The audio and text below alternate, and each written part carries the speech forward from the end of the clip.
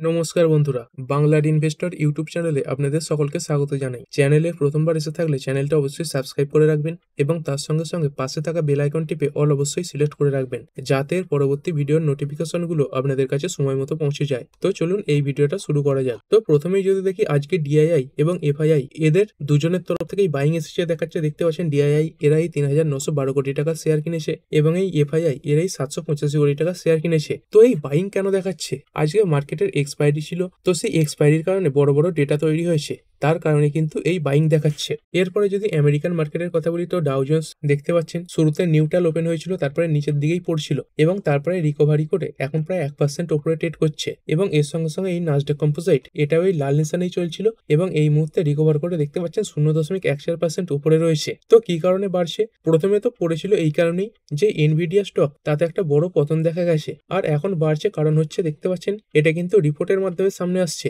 যে ইউক্রেন তার এই যে পিস ডিল তার ব্যাপারে কিন্তু রাজি হয়েছে, মানে রাশিয়ার সঙ্গে ইউক্রেনের যে যুদ্ধ চলছে সেই ব্যাপারে যাতে একটা শান্তিপূর্ণ ডিল ঘোষণা করা যায়, সেই ব্যাপারে কিন্তু ইউক্রেন এই দেশটা রাজি হয়েছে। তো এরপরে আমেরিকান মার্কেটে সামান্য কিন্তু রিকভারি দেখা যাচ্ছে। আর এই এনভিডিয়া কোম্পানিটা এই মুহূর্তে কেমন পারফর্ম করছে? তো যদি দেখেন বটম লেভেল থেকে এটা অনেকটাই রিকভারি করে ফেলেছে, এই মুহূর্তে 4.24% নিচে রয়েছে। এরপরে ইন্ডিয়ান এডিয়ার গুলো, ইনফোসিসের এডিয়ার এটা প্রায় 0.5% নিচে রয়েছে। আইসিআইসিআই ব্যাংকের এডিয়ার এটা 0.40% কাছাকাছি বাড়া। উইপ্রো এডিয়ার এতেও কিছুটা পতন দেখা যাচ্ছে। তো দেখতে পাচ্ছেন আইটি সেক্টরের কাজ করা কোম্পানিগুলোতে হালকা হলেও পতন কিন্তু দেখা যাচ্ছে। তো কি কারণে? কারণ এনভিডিয়া যে কোম্পানিটা সেটা কিন্তু এতটা পড়েছে, তার কারণেই এই আইটি কোম্পানিগুলো সামান্য পড়ছে। তারপরে এইচডিএফসি ব্যাংকের এডিয়ার এটা 0.69% ডাউন। ডক্টর রেড্ডি ল্যাব এটা 1.68% বেড়েছে এবং যাত্রা অনলাইন তো ইন্ডিয়ান মার্কেটেও পড়েছিল এবং এই আমেরিকান মার্কেটেও 4%-এর কাছাকাছি কিন্তু পতন দেখা যাচ্ছে। আর আমাদের গিভ নিফটি তো এটা কেমন কি সিগন্যাল দিচ্ছে? তো আজকের দিনেও দেখতে পাচ্ছেন এখন এই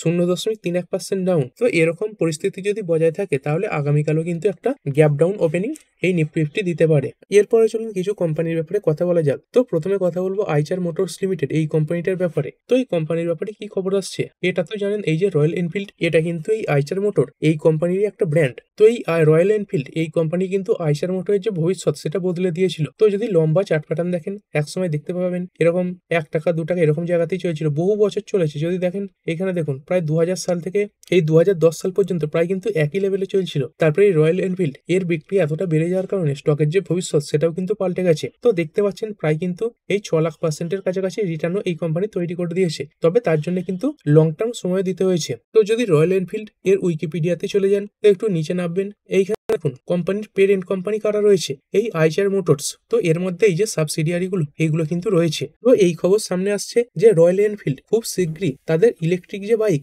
সেটা কিন্তু বাজারে লঞ্চ করতে পারে। তো আপাতত এরকম খবর সামনে আসছে যে 3খানা ইলেকট্রিক বাইক লঞ্চ হতে পারে এবং তার মধ্যে একটা বাইক এই 2026-এর প্রথম দিকে কিন্তু লঞ্চ হতে পারে। এবং দেখতে পাচ্ছেন রয়্যাল এনফিল্ড তারা কিন্তু এটাই বলছে এই যে বাইকগুলো সেগুলো কিন্তু কস্ট ফ্রেন্ডলি হবে, মানে অনেক কম দামেই কিন্তু পাওয়া যাবে। তো তার যে নতুন মডেল এর কি নাম দেওয়া হয়েছে দেখতে পাচ্ছেন, ফ্লাইং ফ্লি। তো কবে লঞ্চ হতে পারে দেখতে পাচ্ছেন এই স্প্রিং অফ 2026-এ কিন্তু লঞ্চ হবে এবং ভারতে লঞ্চ হয়ে যাওয়ার 4 থেকে 5 মাস পরে এটা কিন্তু ইউরোপ মার্কেটেও লঞ্চ করা হবে। তো কোম্পানির সিইও বি গোবিন্দরঞ্জন জি তিনি কিন্তু এই কথা জানিয়েছেন। তো এই কোম্পানির বিজনেসের আরো একটা দিক কিন্তু খুলে গেল, মানে আপনি যদি ইভি 2 হুইলার নিতে যান তাহলে কিন্তু এই যে আইচার মোটরসের যে বাইক রয়েছে, মানে রয়্যাল এনফিল্ডের যে ই বাইক আসবে তার দিকেও কিন্তু একবার নজর দেবেন। এরপরে তো তেজস এয়ারক্রাফট ক্র্যাশ হওয়ার পর থেকে নিয়মিতই পড়ছে। তো যদি দেখেন প্রায় কিন্তু এই 3.5%-এর কাছাকাছি পড়ে গেছে।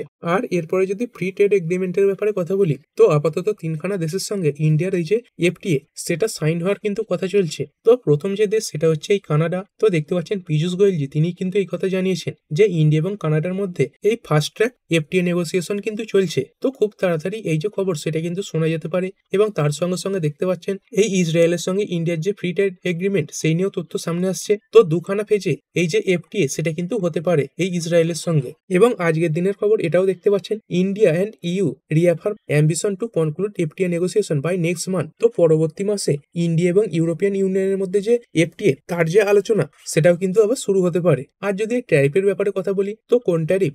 আমেরিকা এবং ইন্ডিয়ার মধ্যে ট্যারিফ না, সেরকমটা কিন্তু নয়। তো এই ট্যারিফ মানে কি? তো কোনো দেশ অন্যান্য দেশ থেকে যে আসা জিনিস রয়েছে সেগুলোর দাম বাড়াবার জন্য এই যে ট্যারিফ সেটা বসায়। মানে ধরুন ইন্ডিয়াতে কোনো একটা প্রোডাক্ট রয়েছে, তো বিদেশ থেকে অনেক কোম্পানি সেই প্রোডাক্ট ইন্ডিয়াতে রপ্তানি করতে পারে। তো ইন্ডিয়া চাইলে কি করতে পারে, বিদেশ থেকে আসা যে প্রোডাক্টগুলো তার উপর ট্যারিফ বাড়িয়ে দিতে পারে। এর ফলে কি হয়, ইন্ডিয়ার যে প্রোডাক্ট সেগুলো কিন্তু বিদেশের যে প্রোডাক্ট সেগুলোর তুলনায় সস্তা হয় বা তার দামের কাছাকাছি চলে যায়। তো এবারে কি খবর সামনে আসছে, এই স্টিল সেক্টর নিয়ে খবর সামনে আসছে। তো দেখতে পাচ্ছেন ইন্ডিয়া মে, মানে এটা কিন্তু এখনো পর্যন্ত অফিসিয়াল নিউজ নয়, India may impose steel import tariff to counter cheaper import from China. তো এই চায়না দেশটা কি করে, চায়না দেশটা প্রচুর পরিমাণে এই যে স্টিল সেটা উৎপাদন করে এবং তারপরে কম দামে ইন্ডিয়াতে এক্সপোর্ট করে দেয়। তো এর ফলে কি হয়, ইন্ডিয়ার যে ডোমেস্টিক স্টিল ম্যানুফ্যাকচারিং কোম্পানিগুলো রয়েছে তারা অনেক ক্ষতির মুখে পড়ে, কারণ চায়নার যে প্রোডাক্ট সেগুলোর দাম অনেকটাই কমে যায়। তো সেই জিনিসটাকে আটকাতেই ইন্ডিয়াই স্টিল ইম্পোর্ট এটার উপরে কিন্তু ট্যারিফ লাগাতে পারে। তো এর ফলে কি হবে, বিদেশ থেকে আসা যে স্টিল তার সঙ্গে যে ইন্ডিয়া স্টিলের দাম তার মধ্যে খুব একটা পার্থক্য থাকবে না বা প্রায় একই দামের কাছাকাছি কিন্তু চলে যাবে। এর ফলে ইন্ডিয়ার যে ডোমেস্টিক কোম্পানিগুলো সেগুলো কিন্তু সুবিধা পাবে। তো এর আগে আমাদের ইন্ডিয়ান গভর্নমেন্ট এই এপ্রিল মাসে এই 12% টেম্পোরারি ট্যারিফ লাগিয়েছিল। কতদিনের জন্য লাগিয়েছিল, এই 200 দিনের জন্য লাগিয়েছিল। তো যেটা কিন্তু এই মাসের শুরুতেই শেষ হয়ে গিয়েছিল। তো সেই যে ট্যারিফ সেটা কিন্তু আবার লাগাবার কথা বলা হচ্ছে।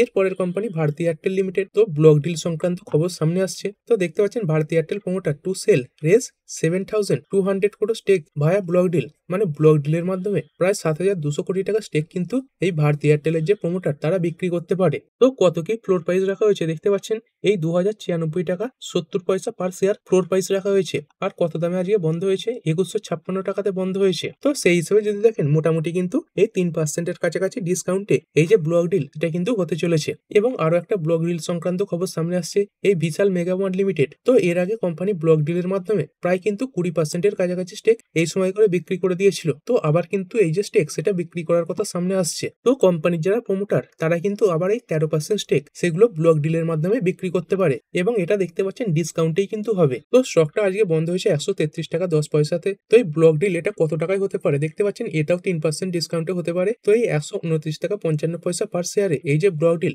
সেটা কিন্তু হতে পারে। তো এই দুটো কোম্পানি ব্লক ডিলের কারণে আগামীকাল কিন্তু ফোকাসে থাকবে। এর পরের কোম্পানি এনসিসি লিমিটেড, এই কোম্পানিটাকেও আগামীকাল ফোকাসে রাখতে পারেন। এই কোম্পানিটা কনস্ট্রাকশন রিলেটেড কিছু অর্ডার পেয়েছে।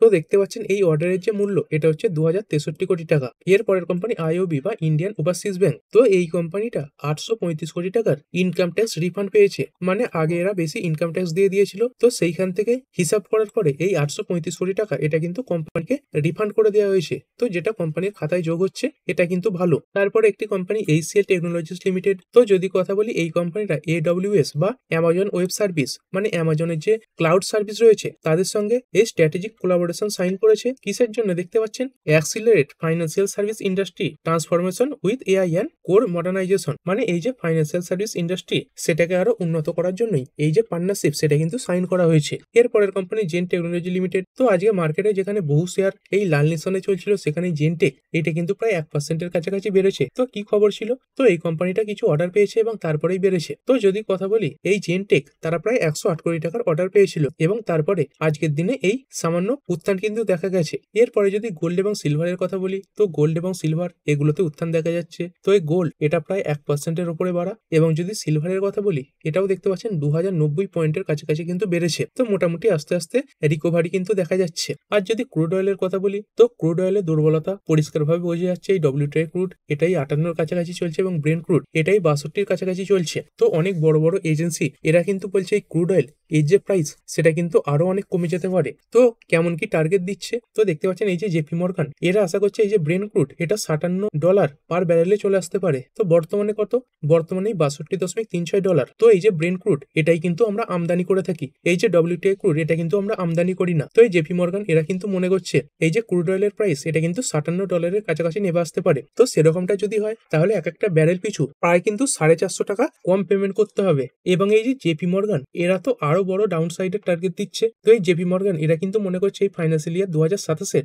শেষের দিকে এই যে ক্রুড অয়েল এটা কিন্তু $30 কাছাকাছি নেমে আসতে পারে, মানে যা বর্তমান দাম থেকে প্রায় কিন্তু হাফ হয়ে যেতে পারে। তো কি কারণে বলছে, তো দেখতে পাচ্ছেন এই যে সাপ্লাই সার্চ তার কারণেই কিন্তু হতে পারে, মানে এই যে ক্রুড অয়েলের সাপ্লাই সেটা বেড়ে যেতে পারে। তো সেই তুলনায় এই যে ডিমান্ড সেটা কিন্তু খুব বেশি বাড়বে না। তো সেই কারণে কিন্তু এই যে ক্রুড অয়েল এটা কিন্তু পড়ে যেতে পারে। তো এটা ইন্ডিয়ার ইকোনমির জন্য অনেকটা ভালো হবে এবং তার সঙ্গে সঙ্গে এই যে ক্রুড অয়েল একে যারা কাঁচামাল হিসেবে ব্যবহার করে। যে ইন্ডাস্ট্রিগুলো যেমন পেন সেক্টর রয়েছে, টায়ার সেক্টর রয়েছে, এভিয়েশন সেক্টর, তারপরে বিভিন্ন কেমিক্যাল সেক্টর, এইগুলোর যে কাঁচামাল খরচ সেগুলো কিন্তু অনেকটাই কমবে। তো ঠিক আছে বন্ধুরা, আশা করছি ভিডিওটা আপনাদের ভালো লেগেছে। আপনি চাইলে এটাকে লাইক এবং শেয়ার করতে পারেন। আর শেয়ার মার্কেট সংক্রান্ত ডেইলি নিউজ আপডেট পেতে চ্যানেলটা সাবস্ক্রাইব করে রাখবেন এবং পাশে থাকা বেল আইকনটি টিপে অল অবশ্যই সিলেক্ট করে রাখবেন, যাতে পরবর্তী ভিডিওর নোটিফিকেশন আপনার কাছে সময় মতো পৌঁছে যায়। আর হ্যাঁ, ভিডিওটি শুধুমাত্র ইনফরমেশন এবং এডুকেশনাল পারপাসের জন্য বানানো হয়েছে। আমি সেবি রেজিস্টার্ড নই, তাই কোনো প্রকার শেয়ারে কোনো প্রকার বাই, সেল, হোল্ড বা অ্যাভারেজ করার কোনো সিদ্ধান্ত নেওয়ার আগে আপনার যে ফাইন্যান্সিয়াল অ্যাডভাইজার আছে তার সঙ্গে অবশ্যই আলোচনা করবেন। দেখা হচ্ছে পরের ভিডিওতে। ধন্যবাদ।